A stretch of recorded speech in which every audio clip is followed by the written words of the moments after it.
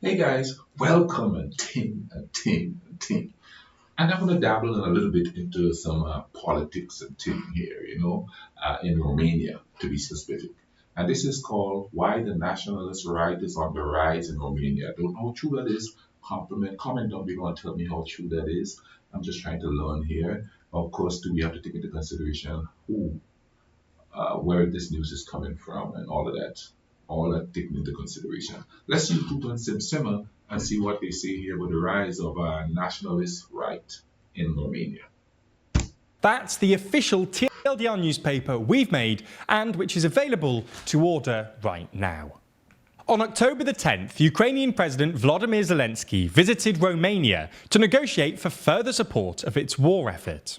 Romania has been solidly pro-Ukraine since the start of Russia's invasion of the country, supplying regular military aid and even setting up a training centre for prospective Ukrainian F-16 pilots. Despite this solid track record, Zelensky's visit didn't go as planned, with the Ukrainian president cancelling his speech in front of the Romanian parliament in anticipation of anti-Ukraine protests by the ultra-nationalist Alliance for the Union of Romanians, or AUR for short.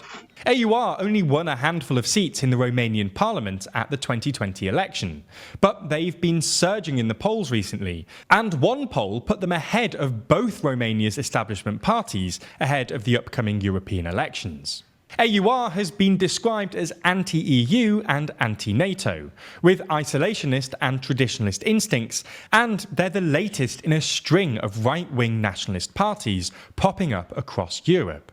So in this video, we're going to have a look at the AUR, who they are, and why, even if they're unlikely to take power anytime soon, their surging popularity could nonetheless indirectly influence Romanian policy.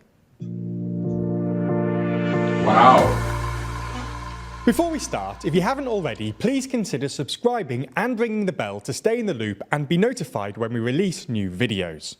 In the past 3 years since its last election, Romania has sifted through an impressive 3 prime ministers.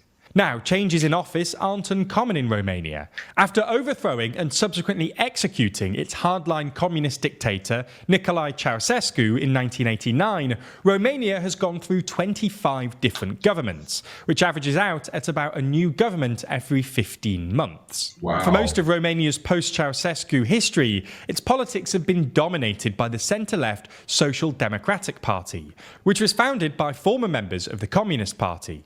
Its main opposition has been the centre-right National Liberal Party, which governed in coalition with the Soviet Democrats as the Social Liberal Union in the early 2010s. Anyway, these two parties continue to dominate to this day, and are currently in a grand coalition agreement after neither party won an outright majority at the 2020 parliamentary elections.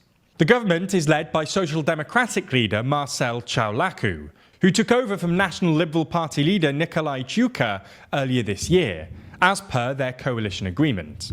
Now, it should also be noted that Romania is actually a semi-presidential republic. No, wait a second. Did they have a coalition and one party's person rule for a certain length of time and another party's person take over after that? Am I understanding that clearly? Comment down below, let me know, because that's what I got from what he said. And President Klaus Iohannis, a former member of the National Liberal Party, played a key role in negotiating this grand coalition, which he hoped would provide political stability. Unfortunately for the coalition, that's not how things have panned out. Like many developing countries, the Romanian economy has had a torrid few years, with the pandemic and the war-related disruption to European energy supplies, which the government has struggled to get a handle on. On top of that, the Social Democrats have been involved in a number of major corruption scandals, but the president has effectively allowed them to govern the country regardless. Unsurprisingly, this situation has provided the perfect opportunity for protest parties to rally disenchanted voters. Enter AUR, a far-right party founded and led by 37-year-old political activist George Simion. Years before joining politics, Simion focused on rallying support for the reunification of Moldova with Romania, organising marches in support of uniting the two countries and even facing deportation from Moldova as a result. In 2019, he founded AUR, meaning gold in Romanian.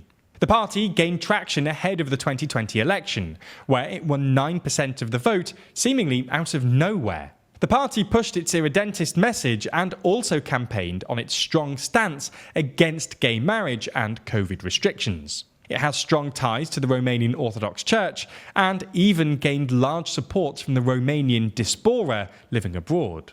AUR's COVID skeptic rhetoric apparently went down well in Romania, where only 41% of adults were vaccinated by the end of the pandemic. This is a familiar pattern in Europe. Grand coalitions seem to disenfranchise voters on both ends of the political spectrum, providing electoral fuel for anti-establishment parties. Since then, Simeon has shifted the party to focus more on the war in Ukraine. He's advocated for stopping all military aid to Ukraine and heavily criticised the government for allowing importation of cheaper grain from Ukraine and its transit through Romania. As a result of this and his greater Romanian irredentism, Simeon has been banned from entering Ukraine as well as Moldova. Now, we should say here that Simeon insists he's not at all pro-Russia, and a leading AUR member told the Financial Times earlier this month simply that Romanians have suffered both from Ukrainians and from Russians, and we don't actually like either of them much. Nonetheless, reducing support for Ukraine would clearly be to Russia's advantage, if even indirectly, not least because Romania plays a vital role as a transit state for aid to Ukraine.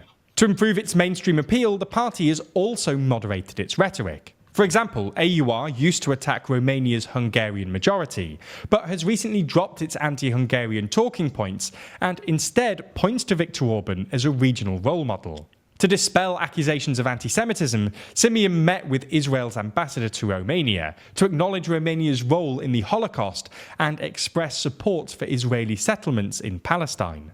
Simeon has even U-turned on his anti-vax stances, saying that he had had his children vaccinated against COVID, which provoked one of his members to leave AUR and form a new nationalist outfit, SOS, which hovers in the polls at just around the 5% needed to enter parliament. So what does all this mean for Romania's political future? First of all, despite AUR's rising support, Prime Minister Ciolacu has said he will continue supplying multidimensional aid to Ukraine, regardless of the political costs and the general war fatigue felt within the EU as a whole. It's also worth noting that, while Romania did cancel Zelensky's speech, after his visit, the Romanian government still announced a strategic partnership between Romania and Ukraine. Similarly, while support for AUR is obviously increasing, the party is a long way from unseating the governing coalition or... I tell you what, be it from the right, be it from the left, any type of, whoever is in power, any type of uprising is usually influenced by fear. Fear of something or somebody or some nationality or some ethnicity is going to come in and do something to the existing group of people. And I'm not saying that there's not people that want to be like that. But immigration is one thing. Moving into a country and trying to take control of it and the power of it and stuff like that. Most people, when they immigrate to a place, they really don't really pay much attention to the politics of it. They just go there, try to live, work. Some send money back home, and some, you know what I'm saying? They taking care of their family. That's their main goal in immigrating. Some just go for education. Some run from political strife and stuff like that, or economic strife and all of that. Now, here's where things get kind of tricky there. Now, you have to understand what caused political strife and stuff like that there. Who causes it? You understand what I'm saying? And it's always ironic that people migrate to the place that caused that political strife in the first place. You understand? No, I'm judging from where I am. In the 80s, we had that Russia-America dichotomy there where they were struggling for territory down in that region. You have China coming in there too. There's always somebody from the outside coming in and trying to take advantage of the situations and stuff like that. And if you notice something, a lot of people who migrate to certain places, is places, the place that they migrate to is usually the place that intercede, intervene, interfered with their own local uh, politics and things like that. Like a lot of Vietnamese migrated to America. A lot of Haitians migrated to America. A lot of Cubans migrated to America.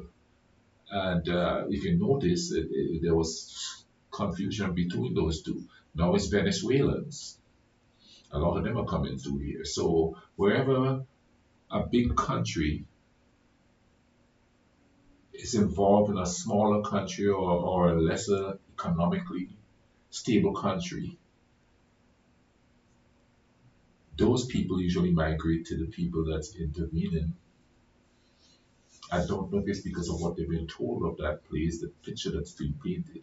You know what I'm saying? Because, I mean, like a lot of Cubans went to Russia to study, and any other Soviet blocs and stuff like some of you have told me, like during the Communist Party before 1989, a lot of Africans were there from all over the world was there studying. You know what I'm saying? So I hope I'm making a little bit of sense here. Let's get back to this.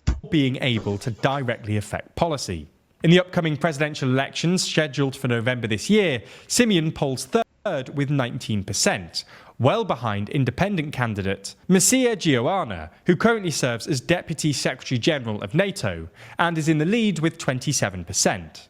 However, while AUR might still be a long way from government, if their popularity grows, they still might be able to indirectly influence Romanian policy. More mainstream political parties like the centre-right National Liberal Party might move further to the right in an attempt to regain some of their old voters who've since switched to the AUR. We saw something similar in Poland when the rise of the far-right Confederation Party pushed the incumbent Law and Justice Party into taking a harder line on immigration and Ukrainian grain exports, which Confederation opposed on the grounds that they were undercutting Polish farmers. Their first real electoral test will come at the EU elections in June, and if they outperform expectations, we might see mainstream parties shifting towards AUR policy on certain issues. Slowing economic growth and high inflation still offer fertile ground for AUR. If you want more from TLDR and want to support our journalism, consider picking up a copy of our... Man, that politics thing, man, it is so... We have made it so complex that you have to question if any type of politics is about helping the people. Because people who live under communism, they suffer and struggle. People who live under capitalism, they suffer and struggle. So who is really for the people, you may ask? I was having here's the deal. I was having a conversation with one of my co-workers, and we were talking about the presidents in America. And I said, from my observation, the most human president that this country has had was Jimmy Carter. I mean, this man is building houses and he's got cancer and he's in his 90s now. His wife just died and he's still out there building houses to the poor. While the other presidents are jet skiing around, you know what I mean, buying nice houses, having a big party, you know what I mean, doing these charity events, that only 10% of it goes to the cause. The rest of it is to pay the rich, the six-figure CEOs of these charities and stuff like that. Like 10% goes to where it's needed. They're not getting enhanced. They're like, you know what I mean? But what he said is like, no, he's not a good president. He is too nice. I used to think about getting into politics, but I'm too nice for that.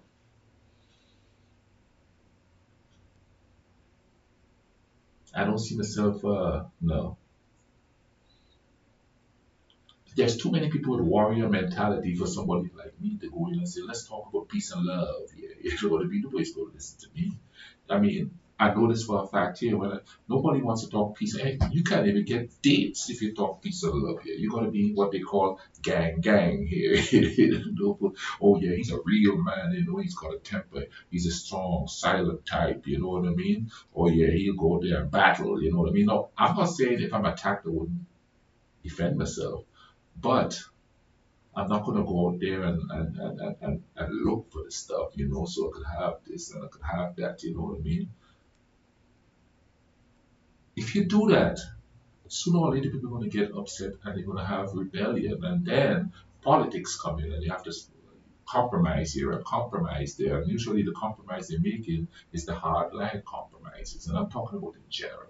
Comment down below, tell me what you think and what's really going on there. You understand what I'm saying? With elections coming up and things.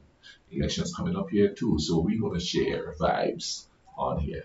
Hope you guys are having a good day. I'm gonna leave a link in the description to this video so you can check it out. I'll also leave a link to the videos that I've watched on Romania. I think I watched one, yeah, about Romania joining the EU, yay or nay. I think since I did that video, they have been in to a certain degree. It's agreed upon, but it's not finalized yet.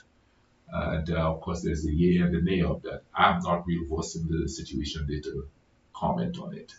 But keep watching the videos, and keep sharing your ideas, because I would much rather hear from working class everyday people what they think than to go read somebody who is specialized in it, because when you make everything certain things academic, it takes out the human side of it.